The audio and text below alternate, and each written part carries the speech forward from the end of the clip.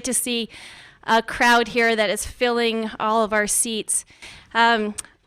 This is the 26th anniversary of the Wilderness Lecture Series, and the focus is the future of wilderness, change, continuity, and conservation. My name is Nikki Fear, and I help coordinate the series. I work for the Wilderness Institute, which is part of the College of Forestry and Conservation, and together we coordinate and put on this lecture series. So tonight, Jennifer is just going to take over, and Jennifer lives here in Missoula, Montana, and she is the former president of the Sierra Club. Right now she works for the Wilderness Society, and she's a grassroots organizer working on issues up on the Rocky Mountain front. And she is a credible organizer, and she organized a fabulous lunch for us today. We had a bunch of you all here in the room who work on wilderness and conservation issues at lunch with Bill Meadows. And I just love this series because it helps bring the community of Missoula together, both from the academic community, the conservation community. And so there are many of you here in the room tonight. And I'm going to let Jen take over because she's a phenomenal organizer.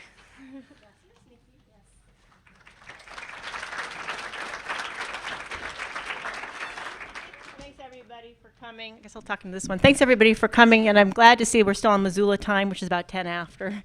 So thanks for that. It's my pleasure to introduce Bill Meadows, president of the Wilderness Society since 1996. Bill has been active in conservation for over 30 years. He credits Earth Day, founded by his colleagues at the Wilderness Society, Senator Gaylord Nelson, as a catalyst for his involvement. He first became engaged in environmental issues as a volunteer leader in his home state of Tennessee, working through the Sierra Club, the Tennessee Environmental Council, and the Environmental Action Fund. Bill began his professional career at his alma mater, Vanderbilt University, where he worked in the Office of Alumni Development for 20 years, serving as the executive director of the Alumni Association for 16 of those years. That experience was followed by 4 years as vice president of college relations at Sweetbriar College in Virginia. His professional conservation career began in 1992 when he was hired by the Sierra Club to be the director of the Centennial Campaign. Bill has become a national leader in public land conservation and wilderness protection, playing important roles in the protection of national forest roadless areas and the most recent designated national monuments. He has worked diligently to protect the Arctic National Wildlife Refuge, the Rocky Mountain Front, the Northern Forests, and the Southern Appalachians, and continues to provide leadership on wilderness campaigns in Utah, Alaska, California, and Washington State. More than 1.5 million acres have been added to the National Wilderness Preservation System since Bill became president of the Wilderness Society. Bill is a member of the board of the League of Conservation Voters and chairs its political committee. Other board memberships include the Campaign for America's Wilderness, the American Wilderness Coalition, the Murie Center, the National Wildlife Refuge Association, and Americans for Heritage and Recreation. Besides serving on the steering committee of the White Cloud Council and on the advisory council for the Biodiversity Project, Bill has been an active leader in the Green Group, chairing the National Umbrella Organization in 2002 and 2003. As president of the Wilderness Society, he leads a staff of 150 located in Washington, D.C. headquarters and 8 regional offices, and acts as a key spokesperson and advocate for the Society and its conservation work. I've known Bill for over 6 years and had the pleasure of standing next to him in our nation's capital, working hard to protect the Arctic Wildlife Refuge, which is a great privilege for me. I know of no one who is more gracious with their time, more willing to learn from others, and more open to working with communities. He truly cares about the human and the natural environment. It's with great pleasure that I introduce to you Bill Meadows. Please give him a warm welcome. Thanks very much.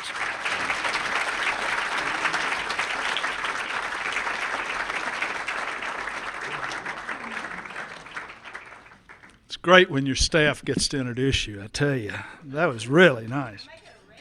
That's right. So thanks, Jennifer.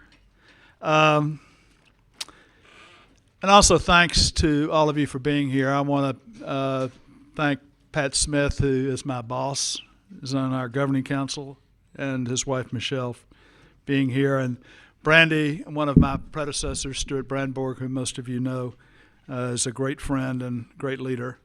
Thanks to Nikki and Laurie and all who worked to set this up. I'm sorry Perry Brown is not here, who has become a friend, and I saw Tom Roy a little bit earlier, and I He may or may not come. He's heard me speak before, so he's probably going to stay with his class. It's truly great to be here. As several people said, isn't it wonderful that you're going to God's country? There's some who want to say that about Washington, D.C., but I think it's hard to say that we're in God's country.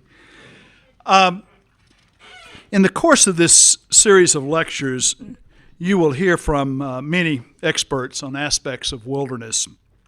Tonight, I do not intend to focus on the technical aspects of wilderness or the Wilderness Act, but I'm more interested in having a discussion on how we can mend the rift that exists on the political spectrum when issues turn to land conservation of our public lands and wilderness. During the past 25 years, we've seen significant shifts in the politics that shape our environment.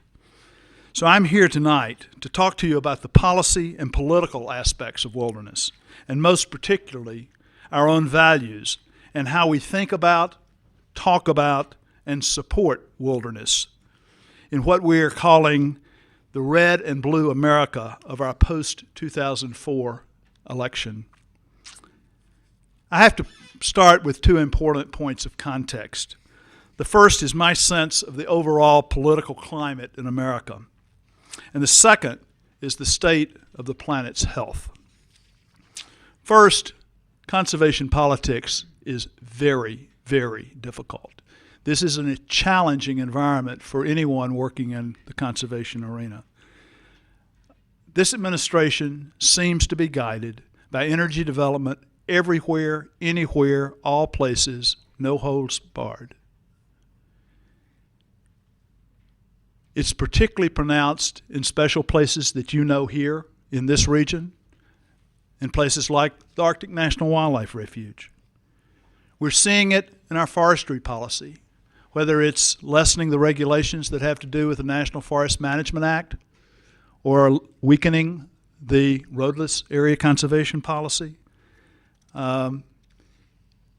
It's pervasive, and it requires the kind of defensive strategy that I think has, in some ways, polarized the political community. In my 8 years at the Wilderness Society, I've had the experience of a broad range of this political spectrum. I came to work at the Wilderness Society in December of 1996, immediately following Bill Clinton's election to his second term. And if you can remember, in those 4 years, he had a hostile Congress for the most part, but he made decisions to work on land conservation policy that could be managed administratively. And so we saw the development of a roadless policy. We saw the naming of 22 different national monuments. And the Wilderness Society was engaged in all of those. We were in the trenches, building support for those monuments, building support for the National Roadless Policy, for example. In 2000, we had an election. The political climate changed. I knew when Gail Norton answered her first question at a press conference that the first priority of this administration was to open the Arctic National Wildlife Refuge for drilling, that we were in for a big debate. It's only going to be more difficult for the next 4 years. I can say that we've been in training, and we've had good 4 years of training for this administration. The last 4 years have been characterized by defend, defend, defend, and I think that's going to be true for the next 4 as well. Is it worth defending? Well, I certainly think so. A few years ago, the World Resources Institute did a study for the United Nations assessing the current health of agriculture, coastal areas, forest, freshwater environments, and grasslands. Among the scientists' findings were 5 points that made me shudder. First, half of the world's wetlands have been lost over the past 100 years. Second, dams and other diversions have fragmented 60% of the world's largest rivers, and 20% of the world's freshwater fish have disappeared or are in danger of disappearing. Third, half the world's forests have disappeared. and tropical deforestation continues at an alarming rate. About 10% of all tree species are at risk of vanishing. Fourth, fishing fleets are taking in much greater amounts of fish than oceans can replace. As a result, 70% of the world's fish stocks are being overfished. And fifth, 2/3 of the world's agricultural lands have suffered from significant soil degradation. And 1/3 of the world's original forests have been converted to agriculture. With that larger framework in mind, let me now set the stage by talking about the Northern Rockies and Montana, home to some of the largest expanses of wilderness and wildlands in the lower 48. The Northern Rockies has a reputation for making conservation history. In 1872, Yellowstone was designated the world's first national park. Our country's first national forest was the Shoshone Forest Reserve. Some of the nation's first wilderness areas, designated in the 1964 Wilderness Act, are in the Northern Rockies, including the Bob Marshall Wilderness. The Northern Rockies is also a region boasting enormous expanses of wildlands. The Salmon Selway country of central Idaho and western Montana is the largest collection of wilderness and roadless areas in the lower 48 states. The Greater Yellowstone ecosystem and Glacier Park Bob Marshall Wilderness still have all the native mammals that were there when Lewis and Clark traversed the country 200 years ago. You might view these gems as backyard or home, but let me tell you, these areas have enormous value to the nation. These are places grizzly bears call home too, and where wolves have been restored and help us to define wildlands. These large ecosystems include places like the Rocky Mountain Front, where grizzlies still roam on the Great Plains. Montana is known for its wild country. The Bob Marshall Wilderness, the Absaroka Beartooth Wilderness, the Scapegoat, and the Lee Metcalf Wilderness areas are among our most popular wilderness areas in the country. While these areas speak to the wildness found here, the fact that they are designated wilderness is a testament to the foresight of our forefathers and an indication of the rich conservation legacy that is part of this state's history. The land affects its people. There is a common thread among people who live in western states. Here, residents define themselves in part by their connection to the land, to nature, and to wild places.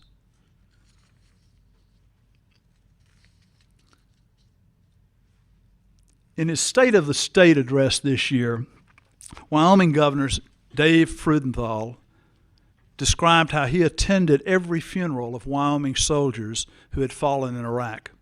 At every funeral, part of the eulogy for the soldier was his connection to the outdoors and to nature.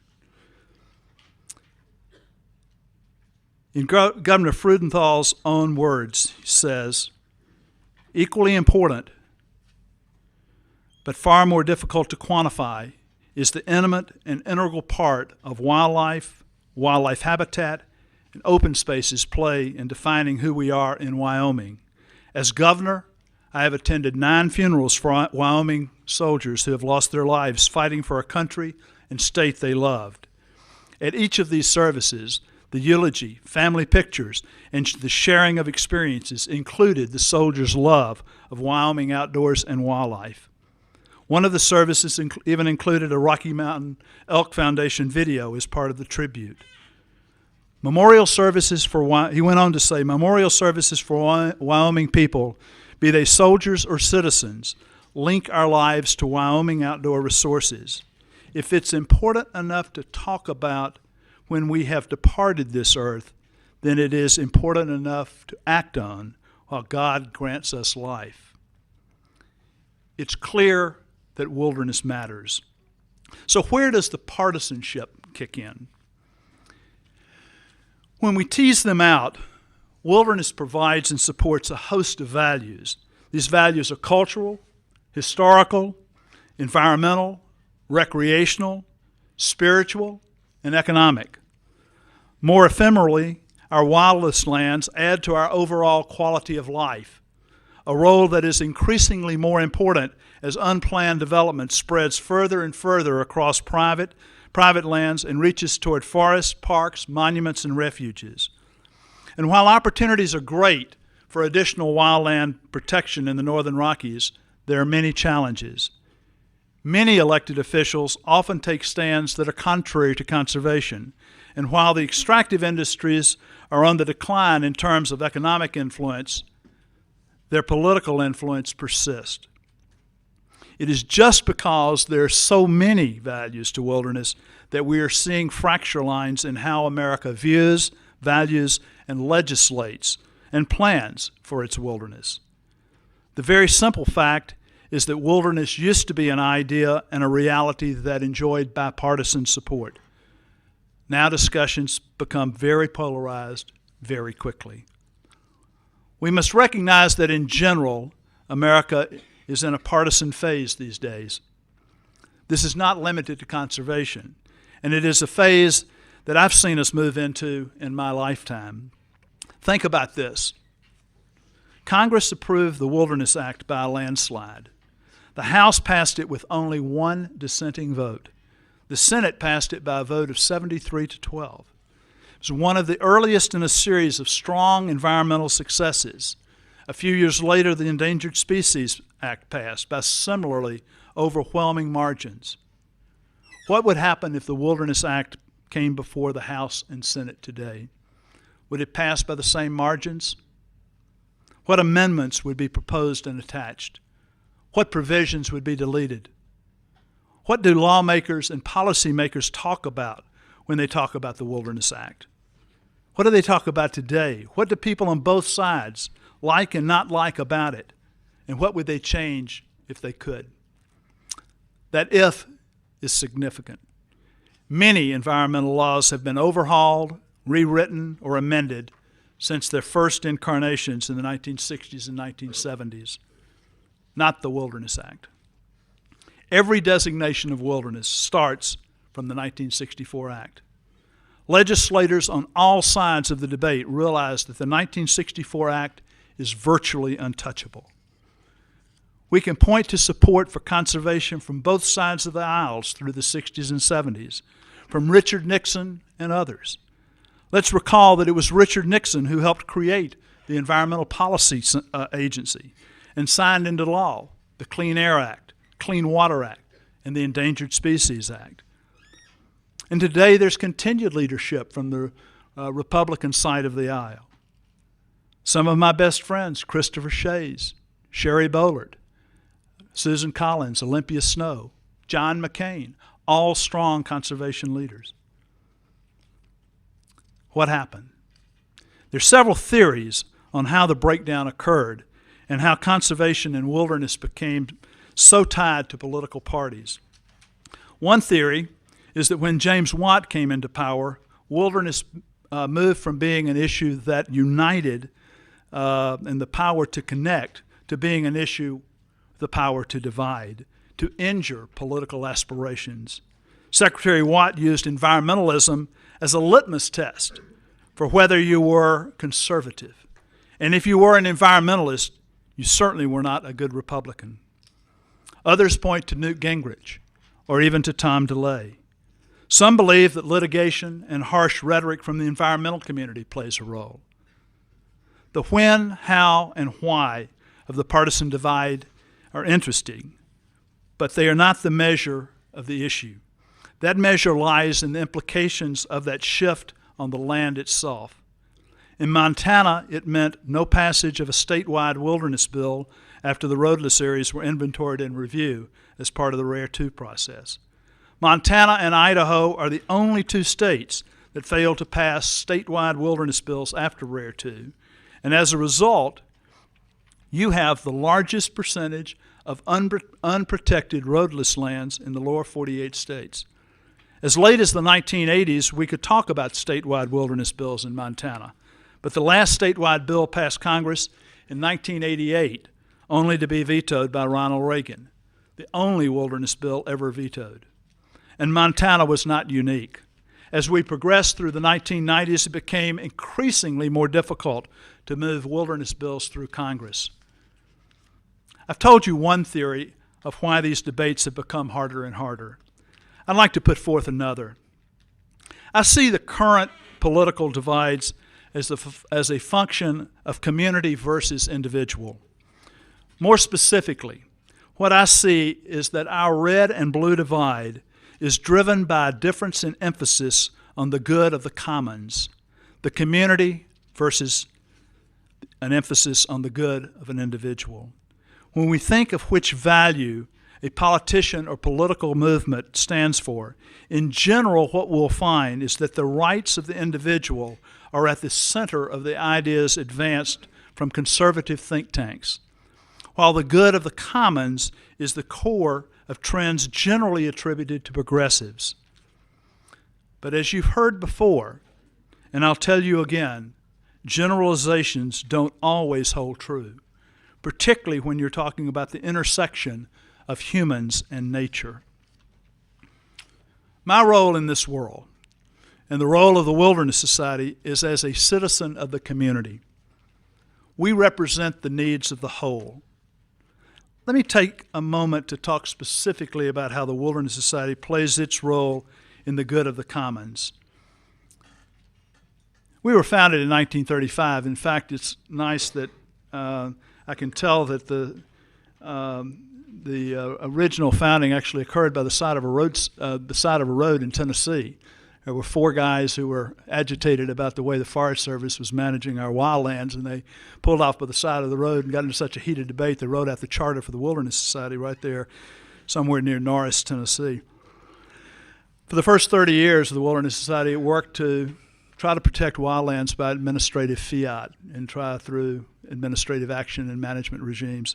The brilliance of Howard Zeinheiser and others led to ultimately a decision to pass legislation, resulting in the 1964 Wilderness Act. And with that, 9 million acres came into the National Wilderness Preservation System. The magic of that act is that it requires congressional approval for each single addition to that system. And in order to get congressional approval, it means that we as citizens have a role to play. We can demand of our political leaders that we want wilderness. That's the magic of the act. And for the last 30, 40 years now, we've been working to make certain that we've added appropriately to that wilderness preservation system, now 106 million acres. The Wilderness Society is an advocacy organization. We work on public policy. We try to change public policy. We try to influence it. We have 250,000 members. We have 8 regional offices. And we're divided really to focus on 4 specific areas of work. We believe that conservation policy is important. And we believe it's important for us to know conservation policy, focus on it, make certain that it is done correctly. We believe that research is part of that. The analytical part of this work is critical. And so having economists, ecologists, foresters, wildlife biologists are absolutely critical to the broader community's success in conservation policy, we think. Communication and our ability to influence the way the public hears about conservation policy and wilderness policy is critical. So we invest a lot in communication strategies. But finally, and I think perhaps most importantly, is the outreach, partnerships, coalitions that come with that. You can only have so many experts in policy and research and communications. If you're not applying that on the ground in places through partners and friends, it's not worth doing. And so the outreach effort that we undertake is absolutely critical. No office does that better than our office in Bozeman. I'm just really proud of the leadership that Bob Eakey provides, and I wish you could meet all of the people, but I'm really pleased that Jennifer and Bob are here tonight to support me, and Sidney Schaefer, who works in our Seattle office, is with me as well, so thanks to all of you. But let me turn back to this red-blue formulation for a moment and how it works in the United States. What we find when it comes to conservation, this divide does not square with the will of the people, nor with the favored measures of that will, polling and the ballot box. Here in Montana, we have a conservation majority. 60% of Montanans agree with conservationists on virtually every public land issue, from protecting wildlife populations to keeping roadless forests road-free, designating national monuments, or protecting clean water. These opinions were tested in statewide elections, the ultimate poll this past year, and conservation won. You defeated a mining industry proposal to repeal the state's ban on cyanide leach gold mining by a margin of 58 to 42%. That despite the fact that the mining companies outspent their opponents 7-1. In Rosebud County, in southeastern part of the state, voters overwhelmingly approved local restrictions on coal bed methane development. And in Gallatin County, near Bozeman, voters approved by 63 to 37 a $10 million open space bond to conserve key farms and ranches, wildlife habitat, and clean water. So the fact is that when people have an opportunity to express themselves on conservation issues, conservation wins. The national measure in this past election was that more than 70% of all local and state conservation initiatives were given the thumbs up by voters. But when you get to where conservation becomes tangled up with other issues or is overshadowed by other important issues like terrorism, war, and the economy as a whole, voters become challenged by the lack of a clear up and down vote on conservation. There is, in fact, hope.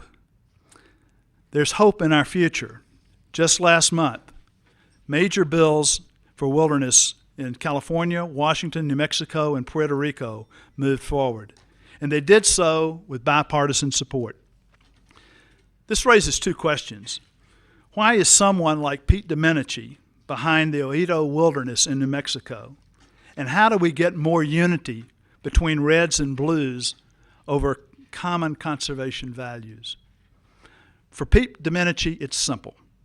What the senator sees behind the Ojito bill is passion from his constituents. They are rallying around proposed wilderness. In the bill and in its support, we can feel something very important, a nexus of value, of place, of policy, and of politics.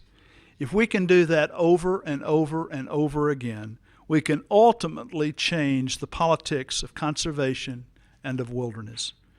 I believe success starts with a vision. The same sort of vision shared by the founders of the Wilderness Society and shared by the drafters and supporters of the Wilderness Act, the Alaska National Interest Lands Conservation Act, and so many more. Let me tell you what this vision looks like to me. Every child born in America has a birthright unlike any other on the planet. Together, we and our children own 623 million acres of national lands, much of it wild and scenic. The crown jewels among these landscapes are the wilderness areas, those places that our nation has decided are too special to touch, where we would leave nature alone. These are places that we see as the well springs of America, holding irreplaceable regenerative power. And once they are gone, they're gone forever. So we choose to protect them, to safeguard the best that nature has to offer. We reject the idea of short-sightedness. We will be a poor and weak nation if we exhaust the land that gives us healthy watersheds, filters the air we breathe, sustains communities, and supports robust ecosystems. I'm talking about planning for and protecting the quality of life we want for ourselves and for our children. If we do this right, we will not use up our public lands in 1 or 2 generations. As a nation, we will have the security of knowing that we are self-reliant in our resources. We will have strong local economies based on balanced and sustainable use of public lands. We will have developed a voice and channel to power for all the people who care about their special places. We've seen the vision play out to good result. Let me talk about an aspect of the present and the future that matter a lot to Montana. Economies that are built on sustainable use of our public land resources are important to all of us. Let's focus on Montana and what is occurring with the economy here during the last 2 decades. Western Montana is booming, And a big part of that boom is people moving here to take advantage of the outstanding quality of life, good schools, safe communities, and great access to outdoor recreation and wildlands. The Sonoran Institute recently issued a report that discovered that wilderness, national parks, national monuments, and other protected public lands set aside for their wild characteristics can and do play important roles in stimulating economic growth. And the report found that the more protected, the better. There are other important factors as well, but communities with strategies to take advantage of their proximity to wild, protected lands benefited most. The economy of this region is changing, but there are other opportunities for sustainable use for our public land resources that allow for restoration of damaged watersheds and wildlife habitat, still producing some commercial timber. One example close to here is the Clearwater Stewardship Project near Seeley Lake. The Forest Service project was performed by Pyramid Mountain Lumber, a local lumber mill in Seeley Lake, and I'm pleased that Gordy Sanders with Pyramid Mountain is here tonight. The Clearwater project is an example of successful management where the proceeds from the commercial timber harvest directly paid for significant watershed improvements, including improvement of bull trout habitat, road removal, and installing toilets to protect water quality on Seeley Lake. There is room for responsible logging on our public lands. With projects like the Clearwater Stewardship Project, there are also great opportunities for watershed and wildlife restoration as well.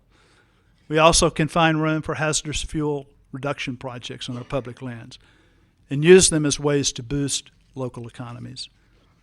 Another example is Glacier National Park, and the growing recognition that in the northwestern corner of this state, Glacier and the surrounding wildlands are the economic engine for that region.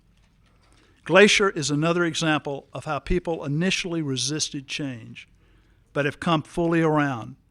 When Glacier was proposed as a national park, it created great uproar in the surrounding communities, where economic interest challenged the park designation, claiming that it would ruin the economy of the region, when in fact, just the opposite has happened. The Glacier example reminds me of something David Brower used to say. I paraphrase, but he said that environmentalists may create controversy in our day, but we make for great ancestors. Let me take a moment here to talk about something that is in direct contrast with the hopeful stories I've just related.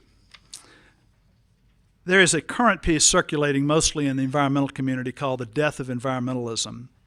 They're good points, but ideas are not fully developed, nor are they all grounded in fact.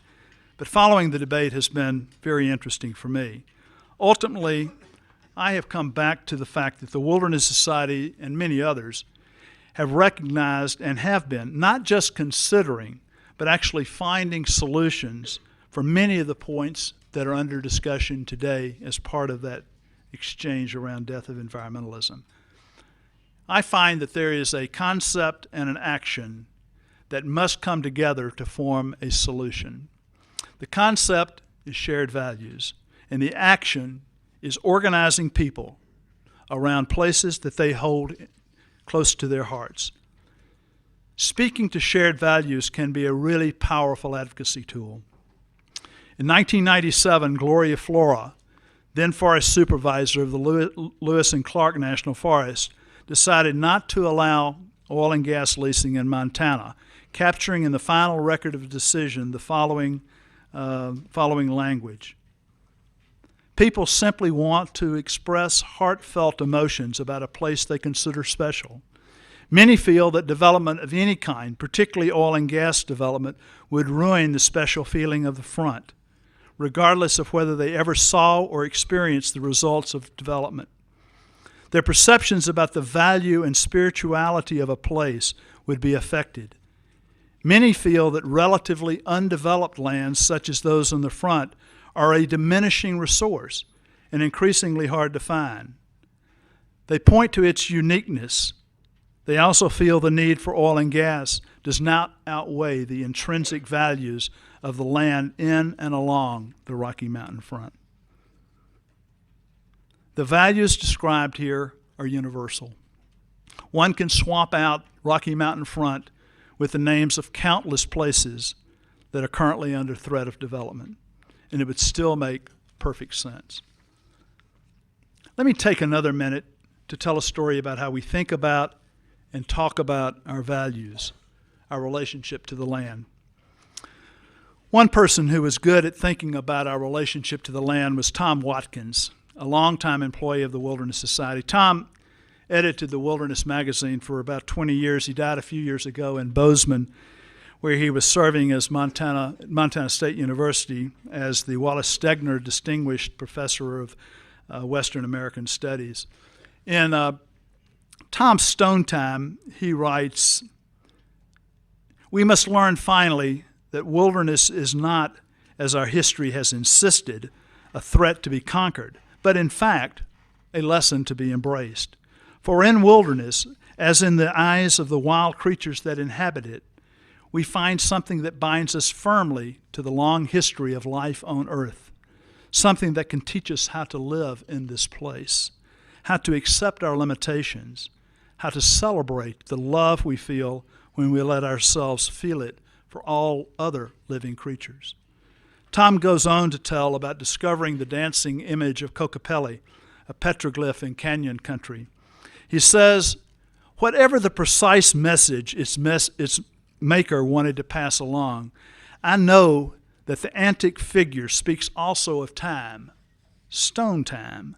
I look at it and know that I will return to this place again and again, a place that is central to my knowledge, as all the memories of my life and my family's life, all the history I have learned, all the books I may have read, or all the words I may have written.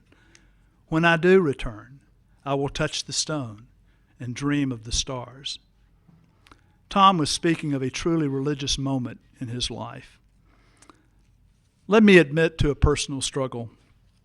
I am still trying to find the confidence to feel safe bringing religious themes into my discussion about the environment. Some have thought of our work as environmentalist or conservation as being separate or distinct unto itself, segregated from other aspects of our lives. Some have separated the secular and the political from the spiritual, and we in the conservation community have allowed that to happen. But we are now at a time when we realize that the approach to conservation issues must be holistic. Our efforts must include and acknowledge not only ecological, scientific, and economic values, but spiritual and religious values as well. In this holistic approach, there is no divide between faith and reason. The two together guide our ethical behavior. They create our land ethic. By embracing our land ethic, we find common values with others, a recognition that we are interconnected, a community with common interest, common needs, in search of answers. The challenge is to understand these common values and how we are connected to a broader public, a public that includes hunters, anglers, farmers, ranchers, Native Americans, people who love the land everywhere. So the question for me is, what does it mean to be a strong advocate in a political world, an advocate guided by moral passion? What is difficult for most of us, including me, is learning to talk about values, moral imperatives, spiritual themes, religion, God. We gained confidence when Patriarch Bartholomew spoke of the abuse of nature as sin. However, we are still in search of the right language, the comfortable language.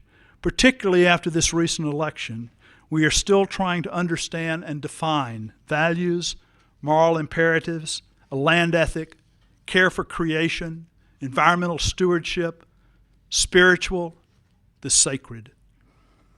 I have found that rather than talking to people about values, the land ethic, or the sacred, it is more important to listen to what they say about their own experiences, their connections to special places, their own stories.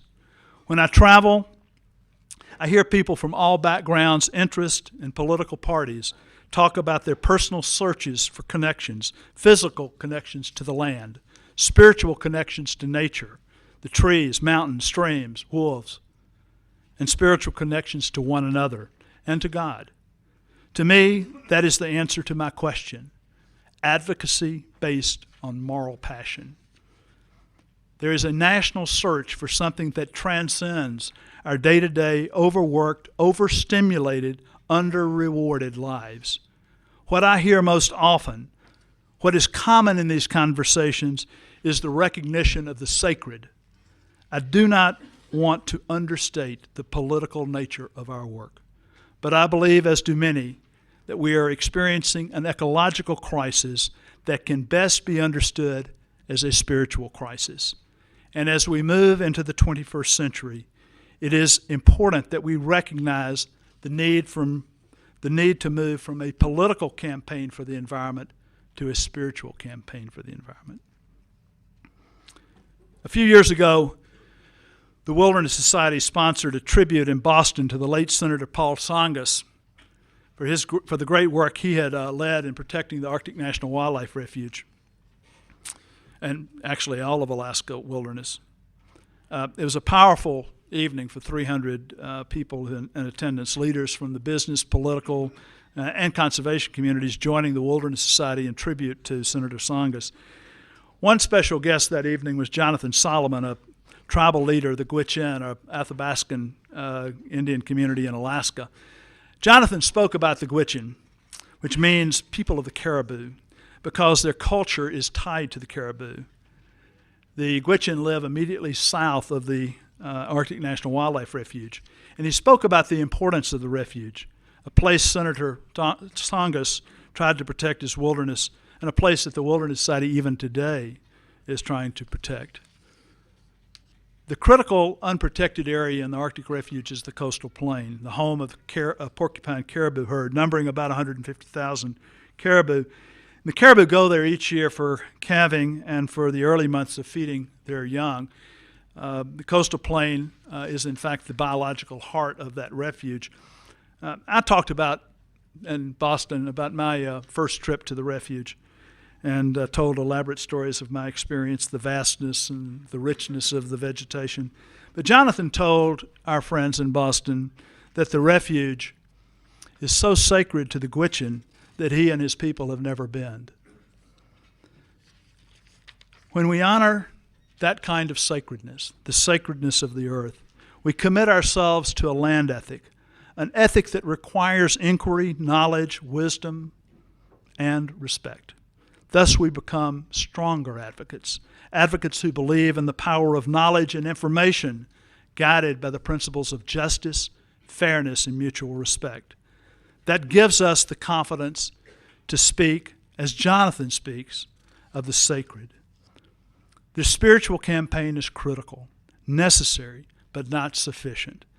The Wilderness Society believes that there are several important steps to get to where we can and should be in our policies, our politics, and our conservation of wildland.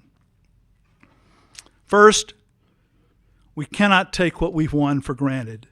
We must defend conservation gains, both policies and places that we've already secured. We must protect the roadless area conservation rule. We must protect the Arctic National Wildlife Refuge. We must protect our wildlife, our water, our air, our fisheries.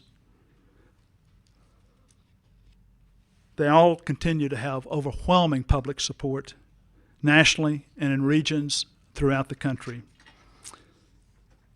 We have support for defending these conservation gains.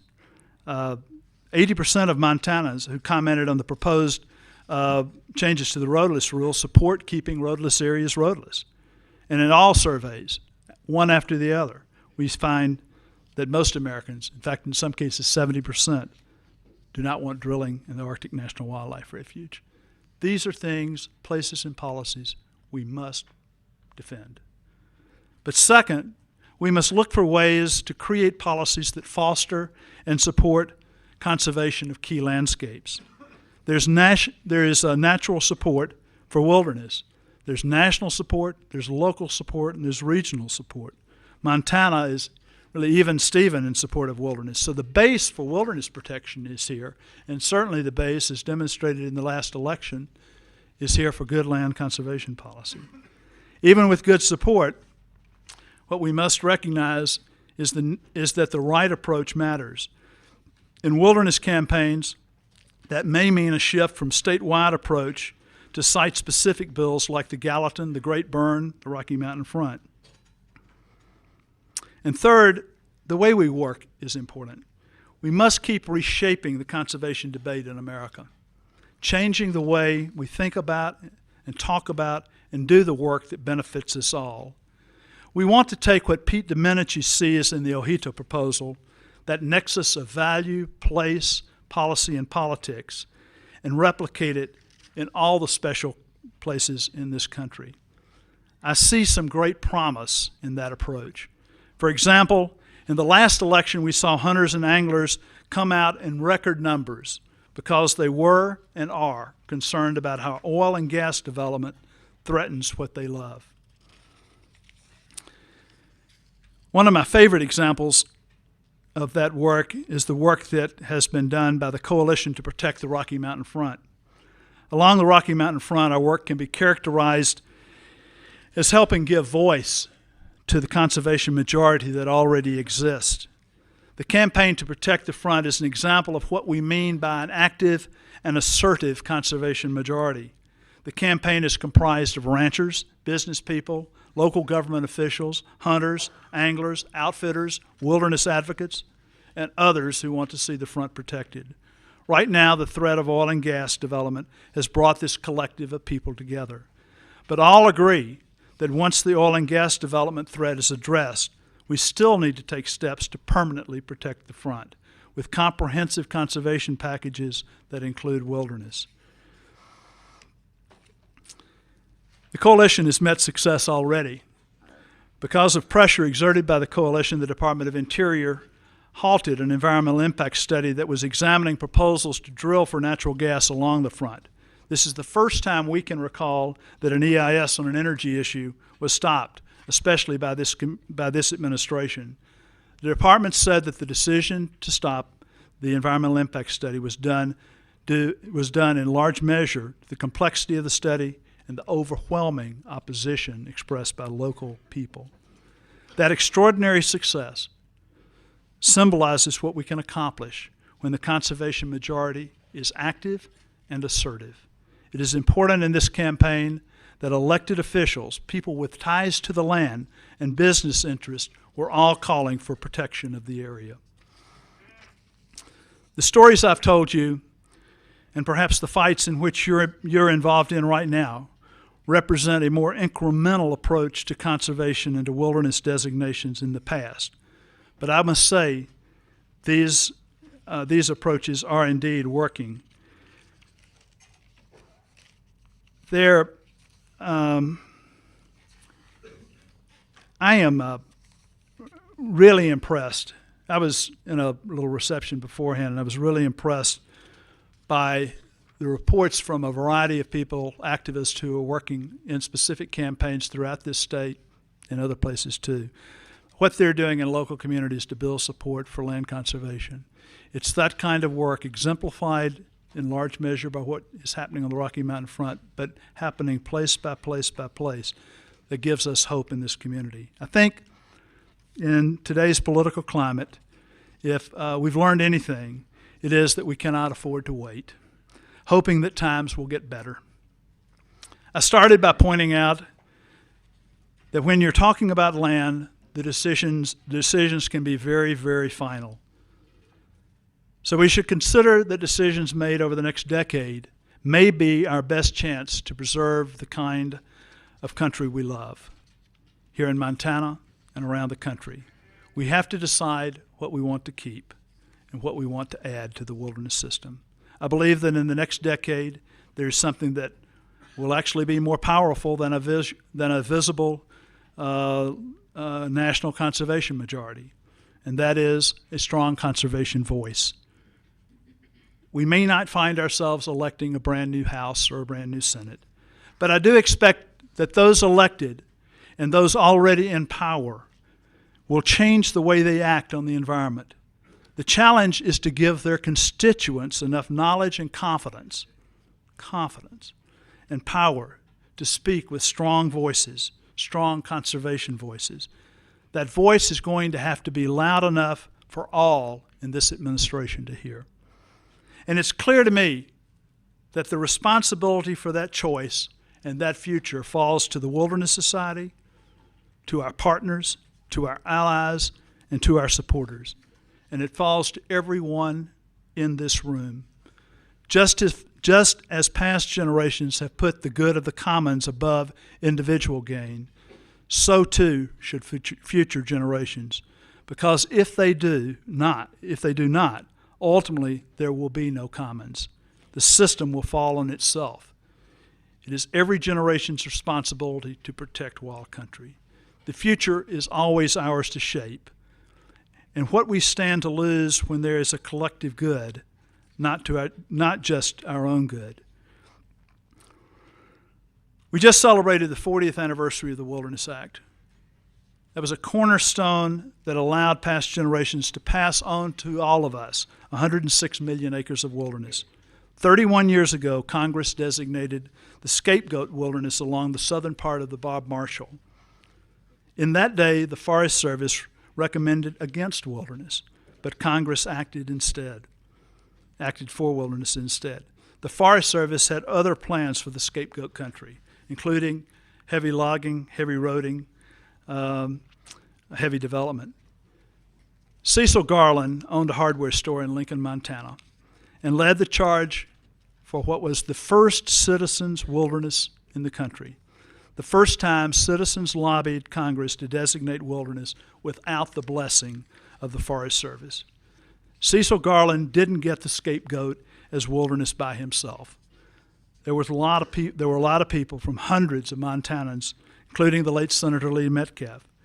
But it is a great reminder for all of us as to how much difference one person can make. I would challenge each of you in this room to think about that and to pose this one final question to yourselves. No matter what age you are, what will be the wilderness legacy of my generation? And though I may be repeating Doug Scott, who spoke earlier in this series and with whom I share a particular fondness for this quotation, let me leave you with one last thought from our hero, Howard Sonnheiser. We direct our efforts toward the perpetual, to project into the eternity of the future some of that precious, unspoiled ecological inheritance that has come to us out of the eternity of the past. Will you join in that effort? Thank you.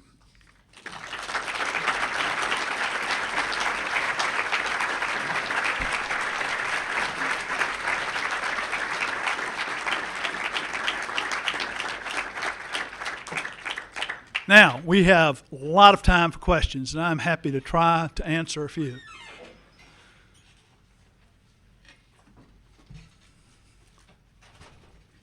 An update on ANWR, and then the second question is if you could have each one of us do something tomorrow, next week, to help protect ANWR, what would you suggest that each one of us do? Because some people honestly don't know what to do.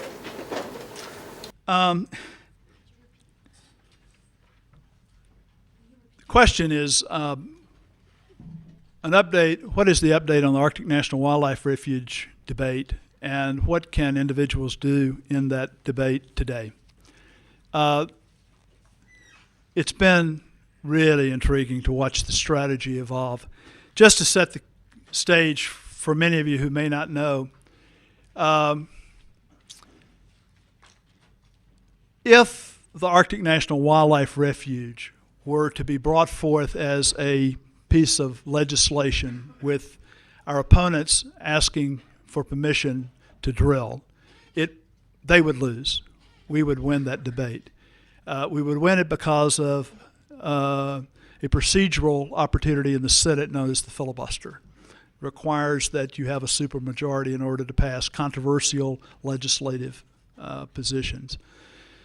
To back up 25 years, When the Alaska National Interest Lands Act was passed, there was a section of the coastal plain called the 1002 area, now the coastal plain of the Arctic Refuge, that was specifically mentioned in law, that did not set it aside as wilderness, but said that in order for a development to occur, Congress would have to act. So that's the debate now. Some people want all exploration to occur in the refuge, others do not. The budget allows our opponents an opportunity to do an end run on the policy, on the legislative policy. Budget bills cannot be filibustered. Because revenues from the Arctic Refuge can be counted as revenues in the budget, our opponents have designed a strategy to put $2.4 billion of revenue in the president's budget for 2006. No filibuster. If that line item goes into the budget, someone on the Senate floor, I don't think we can win that vote on the House, but someone on the Senate floor would have to offer an amendment to strike that revenue from the budget. And then there would have to be a straight up and down vote. We would have to get 51 votes in order to protect the refuge. 50 votes are not enough because Vice President Cheney, we can guess where he would vote. 51 votes. Gives us great pause because in the last election, we lost a number of people who voted to protect the refuge in the past. There's a lot of pressure on a handful of people. There's certain folk that we're talking to. The strategy right now is to make certain there's not a vote. The best thing you can do is to ask Conrad Burns to call Judd Gregg and say, I don't want to take this vote because my constituents don't want us to be drilling in the Arctic Refuge. Don't put it in the budget. Judd Gregg chairs the Senate Budget Committee. He can decide not to put that line item in the budget. If he decides not to put it in, and the House of Representatives, Jim Nussle in Iowa, makes that same decision, it will not be in the budget. Therefore, it will be protected. There will be no vote. That's the strategy. We'll know Monday or Tuesday next week whether that strategy works. If it doesn't, we've got Mary Landrieu, Senators Akaka and Inouye, all Democrats. We've got Republicans, Arlen Specter, Dick Lugar, Mel Martinez. There's several people we're working with trying to convince that this is bad fiscal policy, it's bad environmental policy. And in the case of Mel Martinez, for example, in Florida, the story is, if someone wants to vote to open the Arctic Refuge for drilling in this way, what's to keep them from offshore drilling off the coast of Florida? So there is a strategy to work we hope will prevail. But the most important thing is to try to keep it off the vote. And candidly, if you can convince Judd Gregg, Senator from New Hampshire, if any of you have New Hampshire roots, that's where to go. Or Jim Nussle in Iowa. Those are the two most important people. And they've actually taken pretty good positions in the past, so we're hopeful. That's kind of where the debate is today. We'll know soon. Sharon? It seemed like some of the main themes from your talk were that we need to figure out a way to get past these sort of value-based conflicts that we're having with our quote-unquote opposition and searching for ways to build broader coalitions and find and develop common interests with these people. I'm just wondering what your take is on some of the new bills that are out there that try to do this, like the Hawaii Initiative, STEAM, and the bills in Nevada. And do you think this is sort of a model for the future? The question is, how do you build on common values and shared values? And in fact, whether some of the legislative proposals around wilderness legislations have done that adequately and appropriately? Do they set the base for success, or do they cause problems for the future? If I can paraphrase that. These are tricky pieces of legislation. Let me just say generally that in order for good land conservation practices to occur anywhere in this country in the future, it's going to take support local communities. It's just going to happen. We're not going to have good policy locally or nationally without local people engaged in that work, and we have to have more of you doing that in the future than we have in the past. we have to build stronger alliances with different groups of people. We have to find people who believe strongly in conservation. We're not trying to create coalitions that are going to compromise on our core values. We want to set forth those values of conservation and then try to build a political base to make certain that good policy is in fact implemented. Now, there are some that are controversial. Sharon mentioned Boulder White Clouds and the Hawaii Canyon legislation, neither of which have been introduced as legislation. I mean, these are just pieces of legislation that are floating around and people are commenting on. My view, and I have sat down with Mike Simpson on the Boulder White Clouds, is that it's important for an organization like the Wilderness Society and for local groups like the Idaho Conservation League to be part of that discussion and to try to take the good parts of that legislation and make it better, and the bad parts and make it less bad. And if we're in there talking all along, trying to push, mitigate, make adjustments, then we have a greater chance, we think, of reaching a better piece of legislation in the end. In the end, one will have to make a decision is, on balance, do we gain or do we lose? Those are tough decisions sometimes. I think what is really important from my perspective is that we are losing wildlands at a very rapid rate in this country. It used to be because of clear cuts and inappropriate logging. That still occurs in some places, but that's not really the threat today. The threat is off-road vehicle use. That's where the big conservation damage is being done. And we have got to find a way to stop that proliferation of off-road vehicles on our wildlands.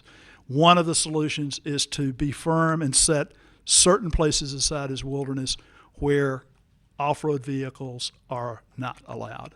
And can you do that in a way that also controls off-road vehicle use in the non-wilderness areas? And we think we're able to do that in both the Boulder White Clouds and the Hawaii Canyons, but there are all sorts of other aspects of that legislation that are very troubling.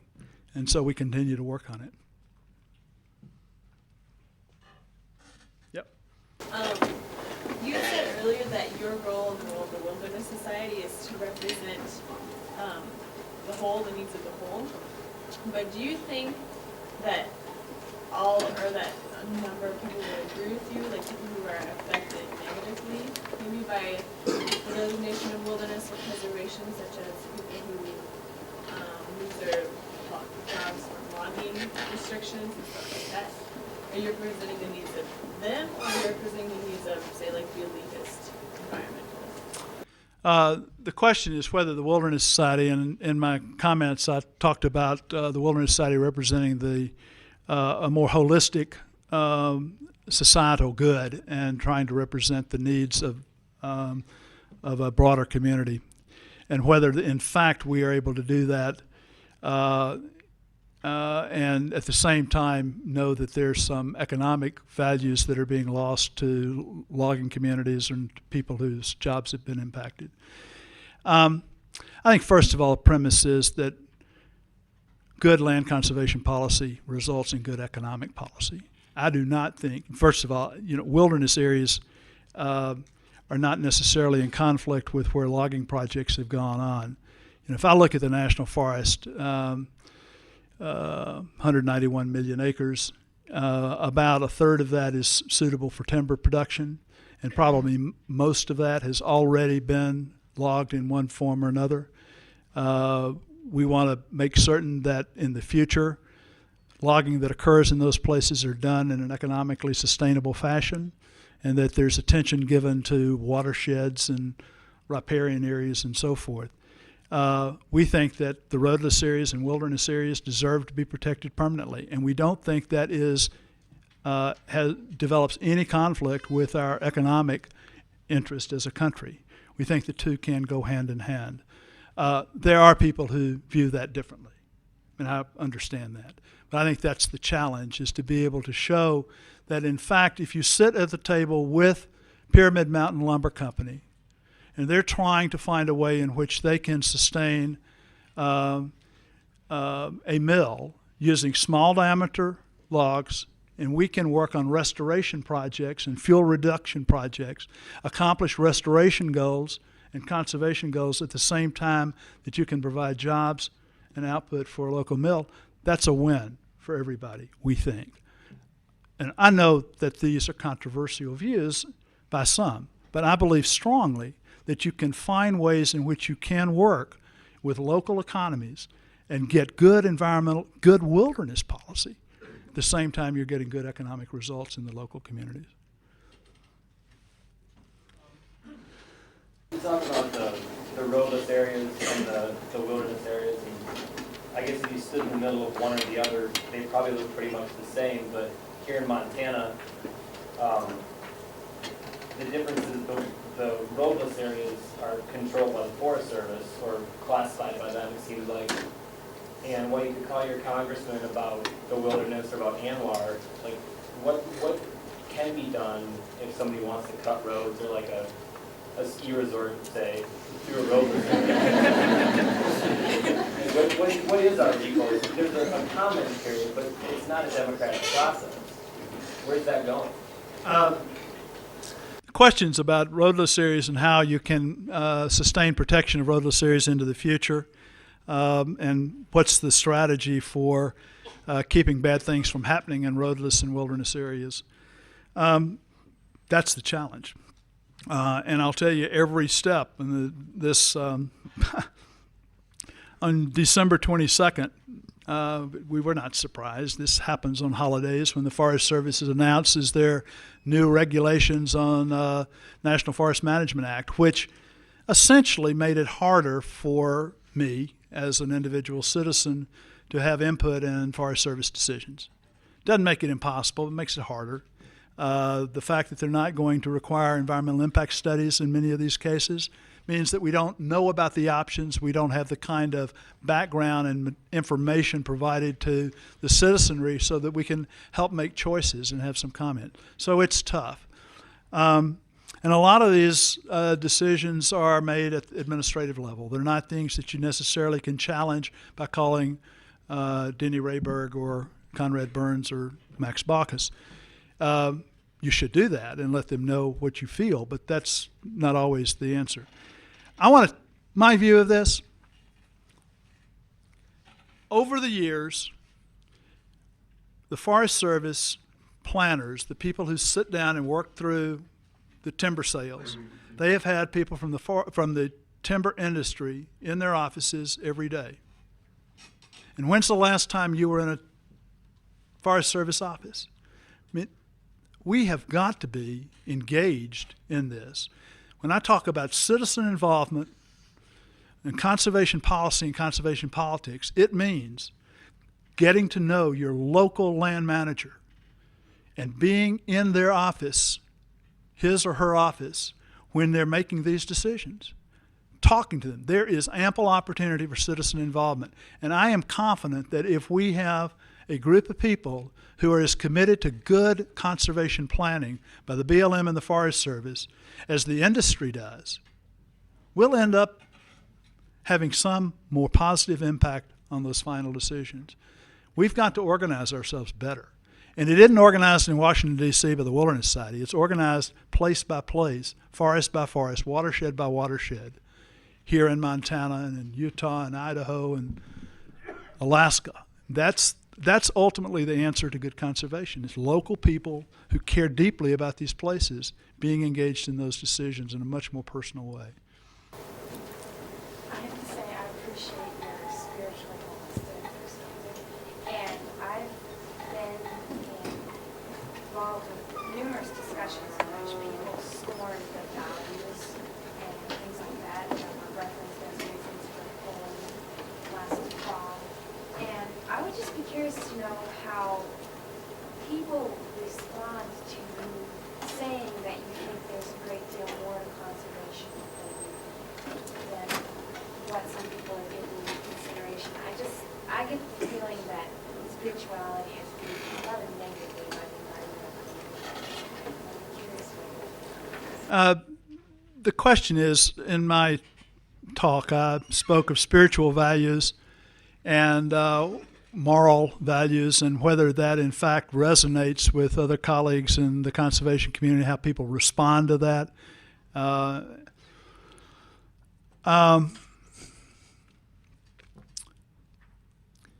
don't know if you have seen Jim Wallace, who has a publication called The Sojourners. After the election, when we were doing this polling and having the debate over moral values seemed to be the trump card in this election, and then ultimately we decided that that question was framed too narrowly, and in fact it wasn't the trump card. But the discussion that was going on was rather interesting. And Jim, who's a progressive evangelical, spoke about the need to have this values debate in our country. That in fact, if we are going to only debate values around guns, choice, gays, it's not a fair debate. It is not taking into the values that you and I, taking into account the values that you and I hold most dear. And let's just talk about conservation values. And in fact, if we have that debate as a society, a debate on values, we who as conservationists will win. What we care about for the community and care about for our society and for other people, the way that human communities function, really important in our lives. And I think that our values are the ones, personally, if we have that debate, the country will resonate behind that.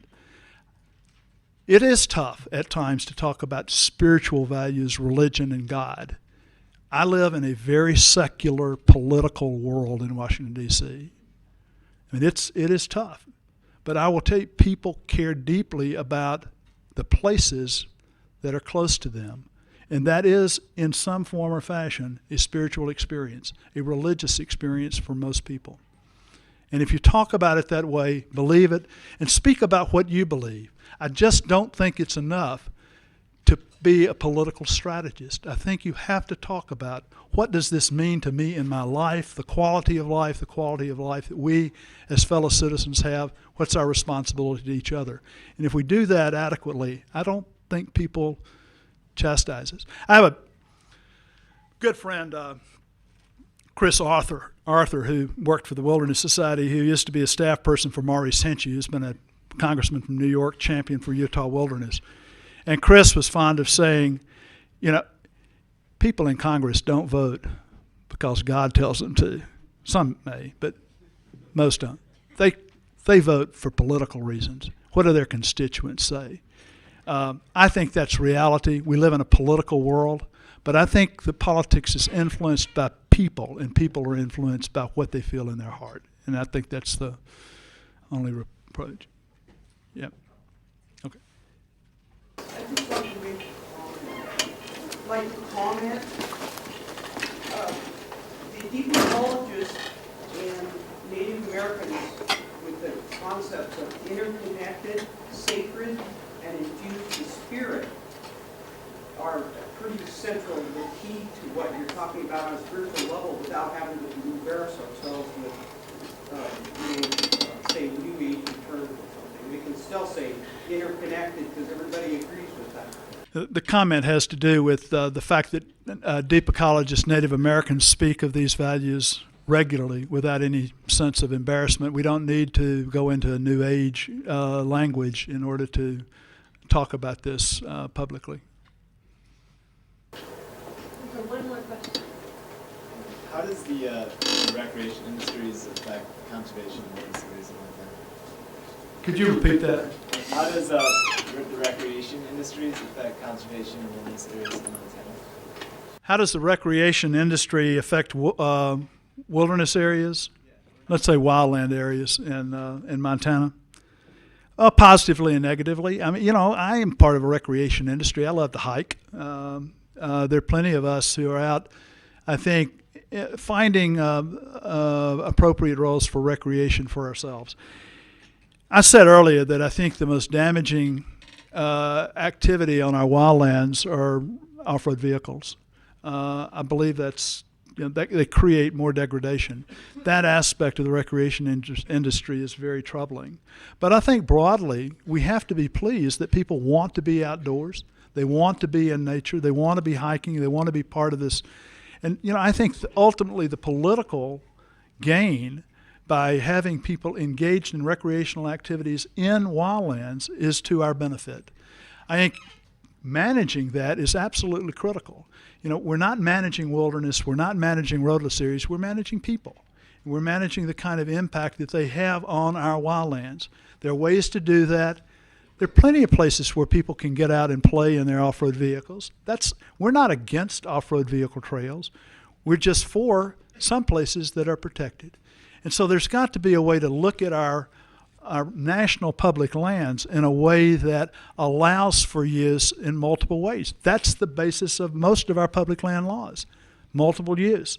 Doesn't mean that you have off-road vehicle use everywhere. It also doesn't mean that you have wilderness everywhere. But it does mean that there's a place for wilderness where it's appropriate, and there's a place for fairly serious, intense recreation use in other places.